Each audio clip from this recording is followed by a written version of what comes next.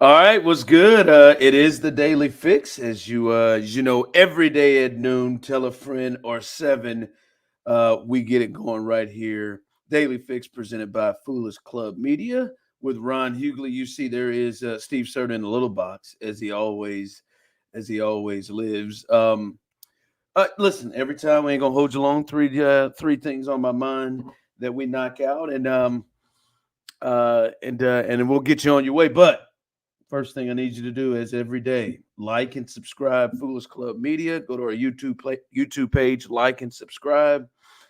Because if you don't, my kids can't eat. So no pressure on that as we do every day. A couple of things I want to get into today. The slander.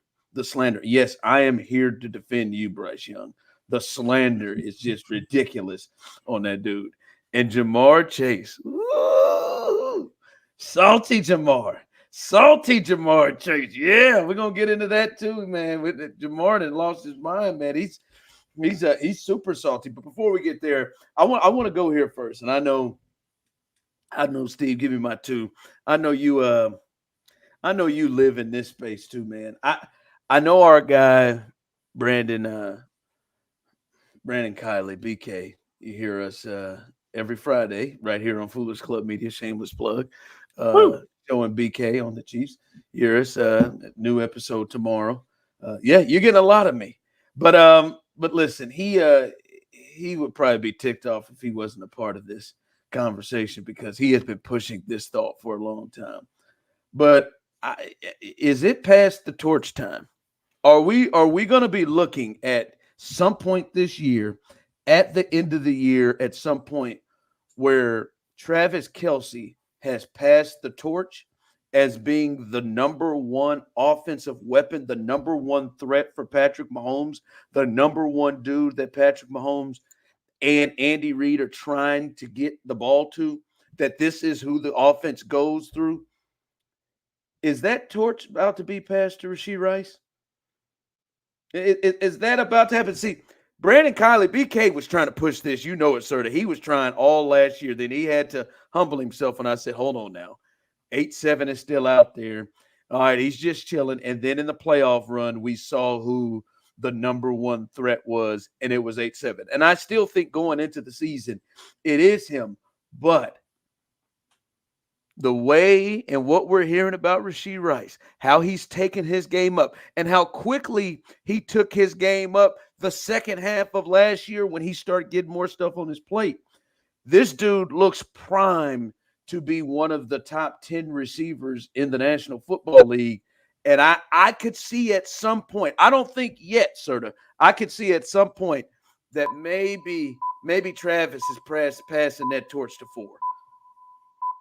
Yeah, I mean, I think that is it likely that Rasheed Rice is like a first ballot Hall of Famer or something like that? Probably not. Hold on, man. We're just But talking about we're just talking about passing the torch yeah, this season. You're going for Hall of Fame. Hold on yeah. now. But Travis Kelce's a first ballot Hall of Famer. Like Okay, he but I is. mean, He is a that's fine. I generational mean, player. we're But I talking think, about 35-year-old Travis yeah, Kelce, yeah. like not prime. Like, But I think Rasheed Rice is really, really good. And a lot has been made of like last year, he only ran like a couple of routes and the Chiefs only deployed him in certain ways, but he was super effective in those ways. And I know the pads haven't come on yet in training camp and they're off today, but Rasheed Rice has looked incredible. And he's probably going to get suspended at some point for his off the field stuff, but it's kind of seems like that might not happen this year. So it could be something that they're looking at in 2025. And if you get a full season of Rasheed Rice as like your number one wide receiver, I feel like he's got a 1,400-yard season in him. Like I I, feel like he's got that kind of potential for the Chiefs this season. I don't think it's crazy to think that could happen. That at some point that he becomes the number one threat. I wasn't ready to hear that last year. I don't think it's crazy. Now, Steve, I think there is still going to be some time before defenses don't look at Travis Kelce as the number one thing they got to stop. I think that's still going to be some time before that happens. But I don't think it's out of the realm of possibility that Travis or El Travador, whatever he's calling himself, passes the torch to Rasheed Rice. All right. Jamar Jamar Chase. Jamar Chase. He just he he is up at night with hatred for the Kansas City Chiefs. The NFL Network, they do their top 100, the top 100 players, and we all know who is going to be number one. And he's the same person who was number one the previous year. And they try to get Jamar Chase to hey, who do you think is going to be number one? Now Jamar knows who it's going to be. And listen to where Jamar Chase is in his head with Patrick Mahomes and the Kansas City Chiefs. Who's the number one player on the top five this year? On the what? I'm not saying him. I give credit when it's due, but I'm not saying his name. I don't know who you're talking about. Yeah, you do. I'm not saying his name, brother. I'm sorry. Joe Burrow. I'm not saying that guy's name. He's good. He's amazing. He's good. Not gonna lie. I'm salty, though. I'm a little salty. 2 years in a row. But I'm putting Burrow first. Hey, Steve, listen, I know there are going to be some Chiefs fans that hate, and especially with Jamar, as he has done this before, that's going to hate Jamar Chase for this. Steve, I love it. Oh, I love it. I love it. And I will admit, I am a different type of fan. Like, I love the fact that the Chiefs actually have a team that they straight up for real, like, get up for and care about.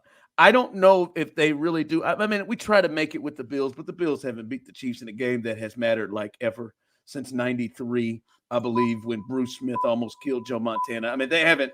So this group hasn't. The Ravens, come on, it's been lopsided there. The only team, the 49ers, been lopsided. The only team is the Bengals. And I don't sense.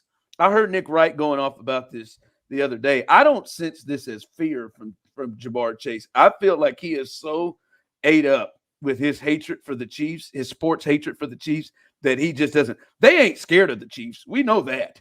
Like, if this was Ed Oliver who said this, then maybe they shook. I don't think they're shook. I think this is good for the Chiefs to have somebody to care about. Yeah, I love it. It's hard to carry rivalries year over year in the NFL, and the Chiefs versus Bengals is a legitimate rivalry where it seems like on either side, they do not like each other. They despise each other. And so it's fun to watch. And also, like, it's like, and it's the one team that's actually gotten the Chiefs. It's the one team that's actually consistently gotten them in games that matter.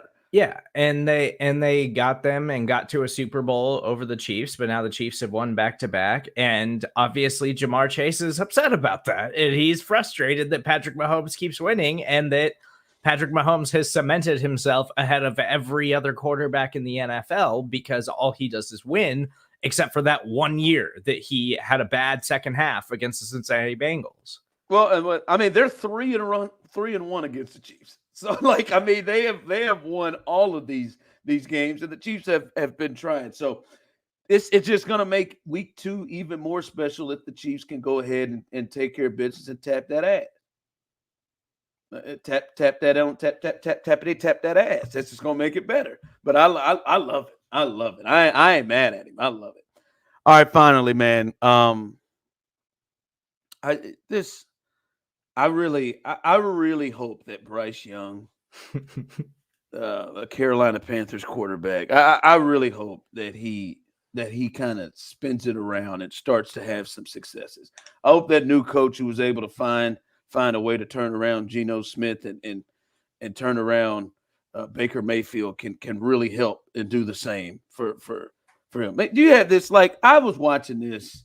You have this. Let me just. Do you have this video of this? This kid can't walk.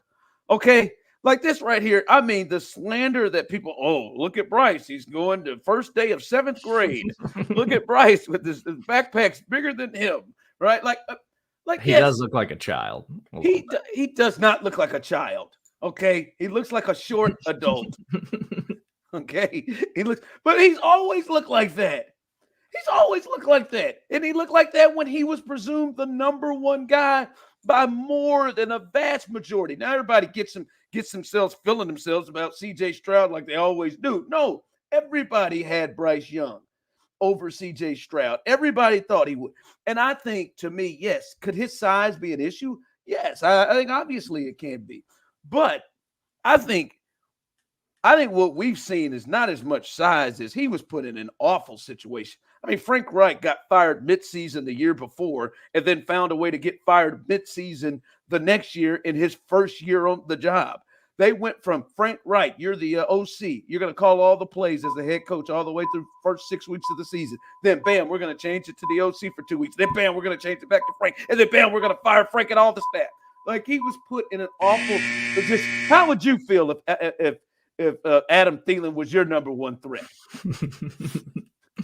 Like, how would you feel? Your number one downfield threat. Like, come on, man. I just hope that we start to see the guy that everybody thought was coming out of Alabama, so we can stop with this he looks like a toddler thing. I just think it's disrespectful.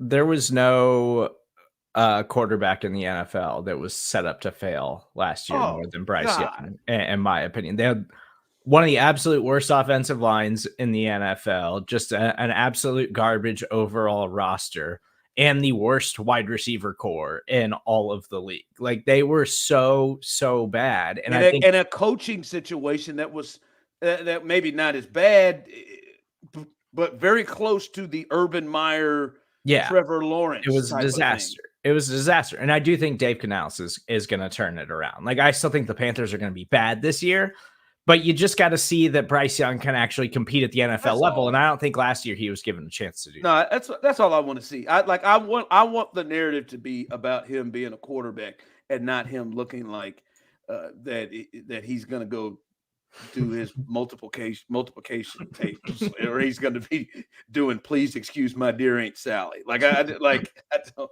You know what the P stands for? Parentheses. Do you know that? I was going to see. Did you do "Please excuse my dear Aunt Sally"? Now, I mean, I know what it is, but I did not have that. Hey, it was big for me. It was big for me at Laurel Hills Elementary. Hi, Mom and Courtney.